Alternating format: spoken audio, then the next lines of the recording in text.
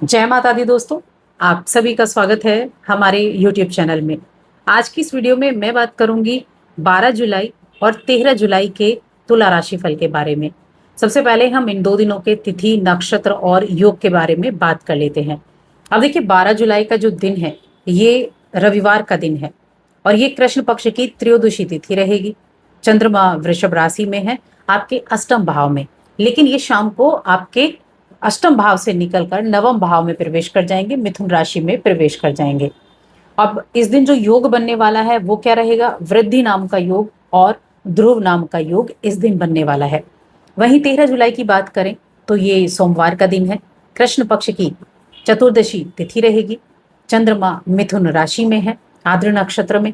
और जो योग बनने वाले हैं वो रहेंगे, एक तो सर्वार्थ सिद्धि योग है, अमृत सिद्धि योग भी है। और ये जो मिथुन राशि में तीन ग्रह एक साथ मौजूद हैं, सूर्य, बुध और चंद्रमा, इन तीनों की युति से त्रिग्रही योग भी बनेगा और बुधादित्य योग पहले से ही बना हुआ है। अब इन योगों का प्रभाव कैसे इन दो दिनों को प्रभावित करेगा, क्या चीजें अच्छी रहेंगी, किन चीजों में सावधानी रखनी होगी, चलिए हम विस्तार से जान लेते हैं। सबसे पहले मैं 12 जुलाई की बात करूंगी। ये राशिफल चंद्र राशि पर आधारित है।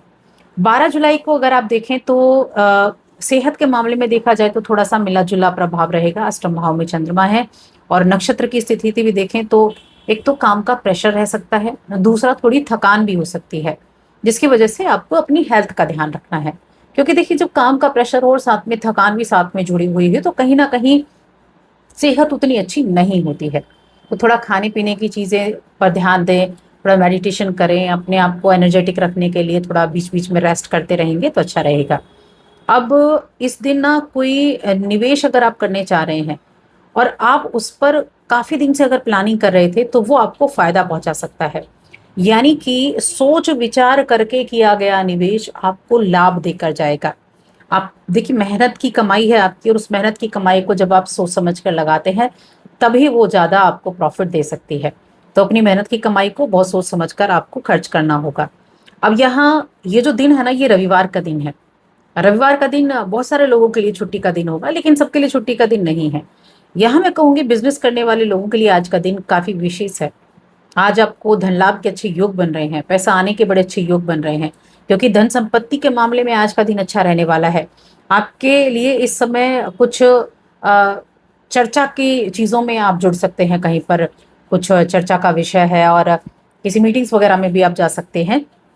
ऐसे में आपको अपनी वाणी पर थोड़ा ध्यान देना है, कटु शब्दों का प्रयोग आपको नहीं करना है, क्योंकि अष्टम भाव में चंद्रमा द्वितीय भाव को देख रहे हैं जो वाणी का मुख का भाव है। इसीलिए तो आपको कटु शब्दों का प्रयोग बिल्कुल भी नहीं करना है, इस चीज का आपको ध्यान रखना है।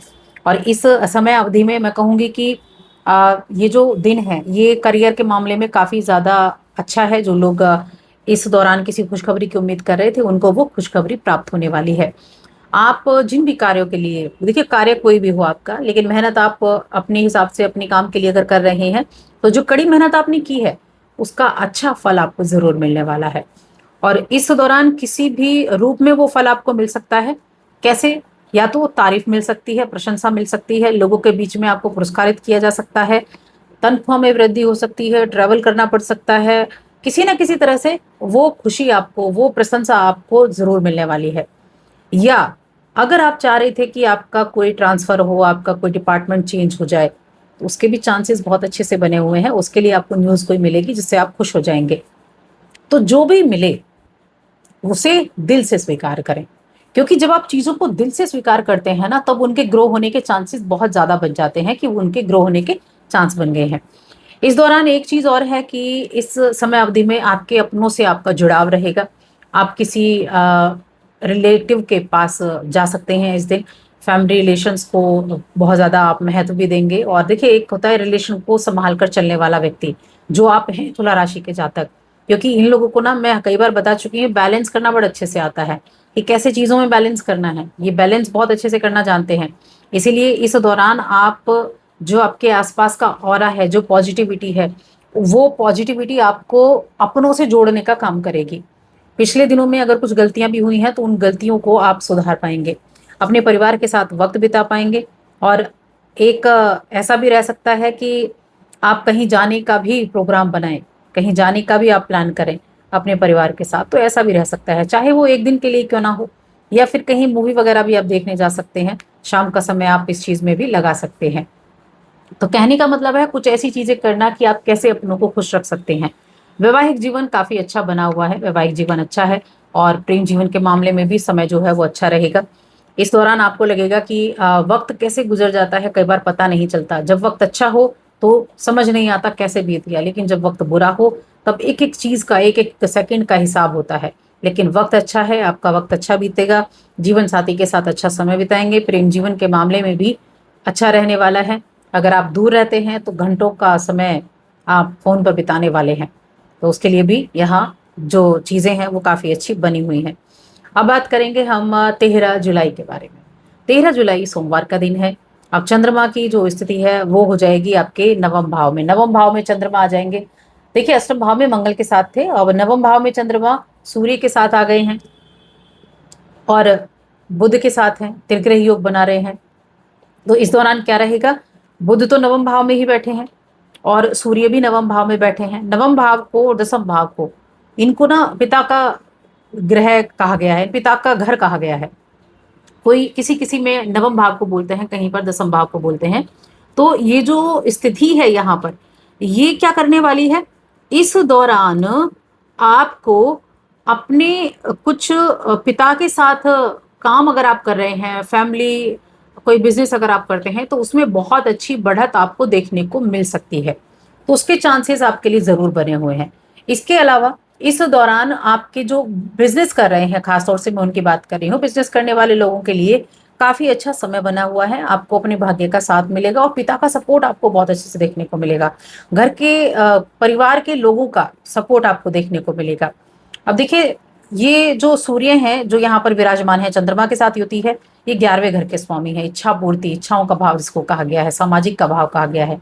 तो अपने फैमिली के साथ किसी पारिवारिक समारोह में, किसी सम्मेलन में जाने का, समारोह में जाने का, पार्टी में जाने का मौका मिल सकता है। उसका भी आपके लिए योग बड़ा ही अच्छा बना हुआ है। देखिए, इंसान की जो काबिलियत है ना, अगर उस इंसान अपनी उस काबिलियत के लिए काम करता है तो उसका रिजल्ट उसको जरूर मिलता है। यानी आपने उस काबिलियत को देखते हुए एफर्ट किए हैं तो उसका रिजल्ट मिलता है। और ये चीजें आपको समझ में आएंगी और इन चीजों के जरिए आपको लगेगा कि हाँ, अगर आपने कोई ऐसा कार्य किया कि जिसे आप करना नहीं चाह रहे थे, लेकिन आपने वो किया, चाहे वो किसी के कहने से किया, और उसके द्वारा आपको रिजल्ट मिला, तब आपको लगेगा कि अच्छा हुआ आपने वो कार्य किया, वरना आपको पता नहीं चलता कि आप किस काबिल हैं। इसलिए किसी भी काम को आपको नहीं समझना है कि ये आप नहीं कर सकते या ये आपके लिए नहीं बना है। आप जो चाहे वो कर सकते हैं, बस आपको अंदर से तैयार रहना पड़ेगा, और यही आपके लिए सबसे अच्छा है।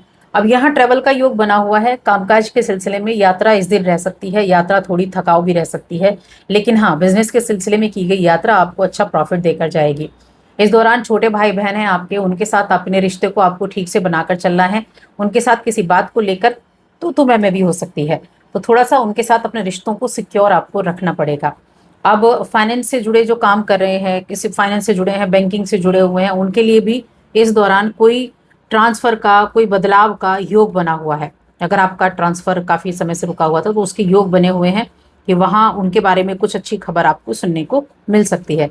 तो कुल मिलाकर देखा जाए तो अच्छा समय रहने वाला है। रिश्तों के मामले में भी ये दिन ठीक ठाक रहेगा। तो बस आज की इस वीडियो में इतना ही। वीडियो कैसी लगी हमें कमेंट करके जरूर बताएं। जय माता।